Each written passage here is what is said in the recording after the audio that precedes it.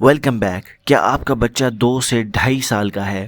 یہ وہ عمر ہے جہاں بچہ تیزی سے بولنا، سمجھنا اور اپنے جذبات کا اظہار کرنا شروع کر دیتا ہے۔